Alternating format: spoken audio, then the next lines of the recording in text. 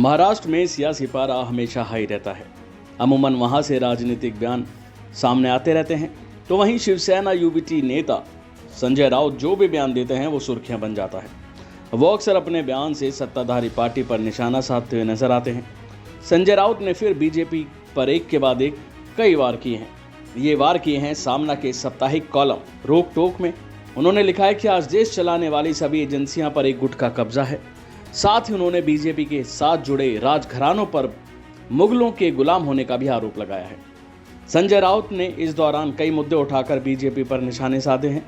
उन्होंने सामना में लिखा है कि हिंदुत्व पर प्रहार करने वाले सभी लोग बीजेपी में आ गए हैं, जिनके पूर्वज मुगलों की चाकरी करते हुए खुद को धन्य मानते हैं।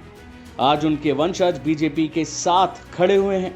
इनमें से कईयों को बीजेपी ने सांसद विधायक बनाया है और इसके बाद उन्होंने लव जिहाद का मुद्दा भी उठाया।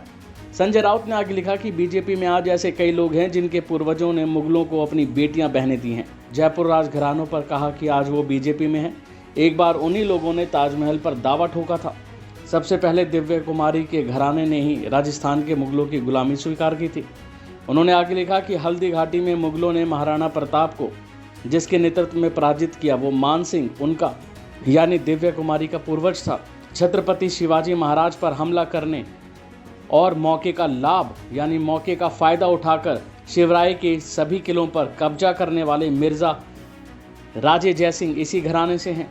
ये सभी पहले मुगल और बाद में अंग्रेजों के गुलाम बन गए थे। ये सभी घराने आज बीजेपी के साथ खड़े हुए हैं। वो महाराष्ट्र को हिंदुत्ववादी सिखा रहे हैं। साथ ही आजकल जिस तरह से एजेंसियों का दुरुपयोग हो रहा है उस पर भी उन्होंने निशाना साधा। उन्होंने लिखा कि देश चलाने वाली सभी एजेंसियों पर एक गुट का कब्जा है। सुप्रीम कोर्ट दबाव में है। प्रधान न्यायाधीश चंद्रचूड़ देश को बचाने की लड़ाई में अकेले खड़े हुए हैं। तो वहीं उन्होंने चंद्रयान 3 की कामयाबी को लेकर भी लिखा। चंद्रयान 3 की कामयाबी पर पीएम मोदी को निशाने पर लिया। उन्होंने लिखा कि बीजेपी के लोग इस शेखी में घूम रहे हैं कि चांद पर भारत का यान उतरना प्रधानमंत्री मोदी की वजह से ही पॉसिबल हुआ है। उन्होंने आगे लिखा कि समस्याएं जस की तस बनी हुई हैं, स्थिति जो थी वही आज है। माहौल बिगड़ता जा रहा है, तानाशाही बढ़ती जा रही है। इन सब के उपायों के तौर पर चंद्रयान को चांद पर उतारा गया। अब सभी समस्याएं हल हो जाएंगी। बहरहाल और भी कई मुद्दों पर संजय राउत ने बीजेपी और पीएम मोदी पर निशाना साधा है और अब देखना है कि बीजेपी इन निशानों का जवाब कैसे देती है।